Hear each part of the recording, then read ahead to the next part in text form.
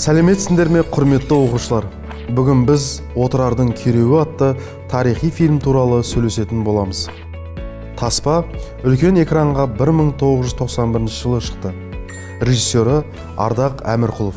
Әлемдік киносыншылар отандастарымыздың жұмысын жоғары бағалағанымен, белгісіз себептерге байланысты картина елімізде кеңінен танымал бола алмады. Көптеген киносүйер қауым фильм бүгінгі заманның адамдары үшін түсірілген деп ойлайды. Картинада қазір де өте өзекті мәселелер қозғалады. Мысалы, бүкіл ұлтты сақтау үшін қажетті намыс, ізеттілік, отанға деген сүйіспеншілік сияқты адамгершілік құндылықтарды фильмнен таба аласыз. Бір қызығы, картина Кеңес одағы ыдыраған 1991 жылы жарық көрді. Аталған одақ Еуразиялық алпауыт державалардың дәстүрін, одан бөлек бір кездері Шыңғысханға тиесілі жерлерді де ұзақ уақыт бойы сақтап келді.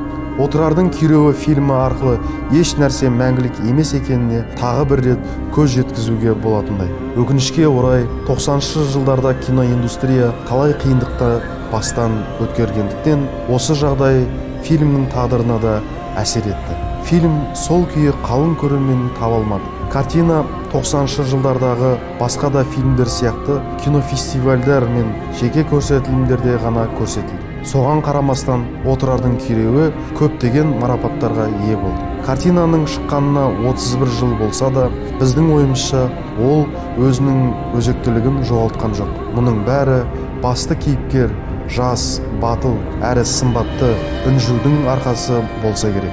Ол Шыңғысхан дәуірінде өмір сүріп, туған қаласы Отырардың құлауының куәсі болады. Қазіргі қазақтың ұлттық болмысының қалыптасуында бұл өлкенің тарихы ерекше орын алатынын білесіздер. Әсіресе 70-ші жылдардағы қазақ әдебиетімен өскендер үшін Отырар маңызды символдың біріне айналды. Тарих курсынан Отырардың күйреуі жайлы білесіңдер. Бірақ режиссер бұл оқиғаны сәл басқаша жеткізген. Ол жаңа леппен өте әсерлі, ауқымды картина жасап шығарды. Фильм көрерменді алғашқы минуттардан ақ баурап алады. Міне, Мұхамед Шахтың жауынгерлері бас кейіпкерді қараңғы Хорезм дәлізімен алып келе жатыр. Кенет көрерменнің көз алдында жап-жарық мұнара алаңы пайда болады. Бұл адамдарды биік ағашқа іліп, құстар мен шыбындарға жем қылып азаптайтын орын. Бұл эпизодта көрермен алғаш рет Үнжуді жақыннан танып біле алады. Ол терең ойға шомып, өткір көздермен ағашқа шегеленген қыпшақтың жартылай өлі денесіне қарайды. Актер бір ғана көзқараспен талай нәрсені жеткізе білді. Мәселен, оның көзінен адамдардың айуандығын, жақынға деген жанашырлықты, ештеңені өзгерте алмайтын шарасыздықты көруге болады. Үнжу өзін ертіп келе жатқандарға ұнамайтынын білсе де, дулығасын шешіп, оны суға толтырып, қыпшақтың үстіне су шашады.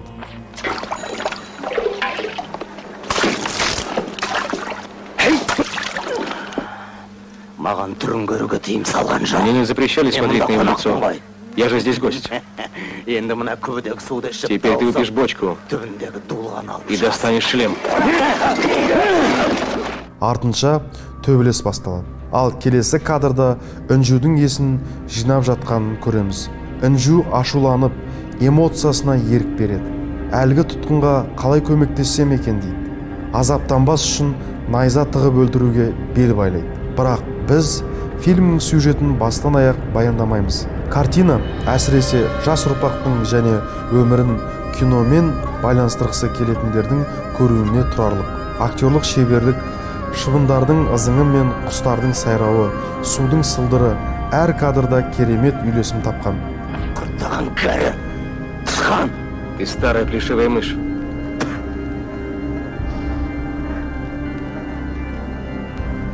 Қош бол, бауырым. Прощай, брат. Қай рудан екенімді білмеймін. Не знаю, какого ты рода.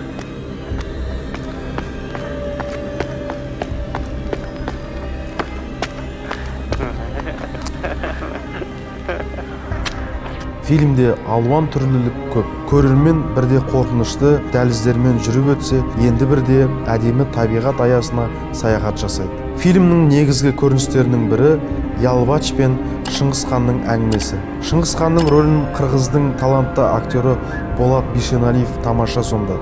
Ұлы билеушінің шатырының үлкендігі сонша, ол кадрға сыймайды. Әлгі шатыр бүкіл жер бетін жауып тұрғандай әсер қалдырады. Әрине, мұның бәрі жай ғана иллюзия. Артқы планда есікті көреміз. Оның арғы жағында әрине ешкімге бағынбайтын шынайы өмір бар.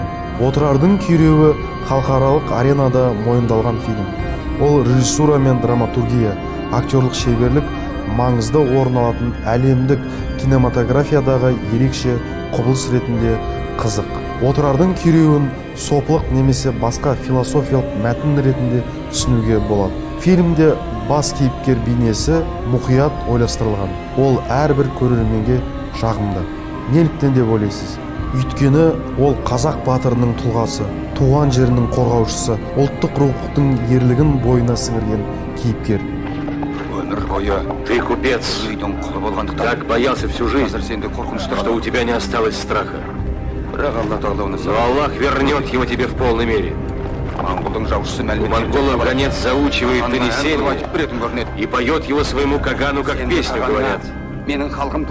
Ты споешь Чингизу про мой народ, про наши высокие стены, про наши кольчуги и мечи.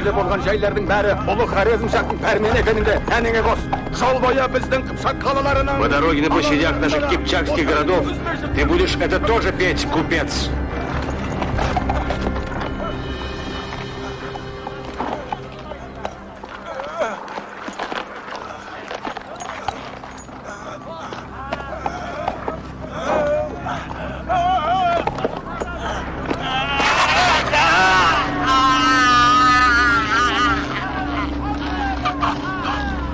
Фильм соңында Үнжу үйіне қайтып қираған қабырғаларды көреді. Десе де соңғы кадрлардан оның бейнесіне қарап, болашақтан үміт күтетін байқауға болады. Ардақ Әмірқұловтың фильмі Отырар ескерткішінің тағдырына да ерекше назар аудартты.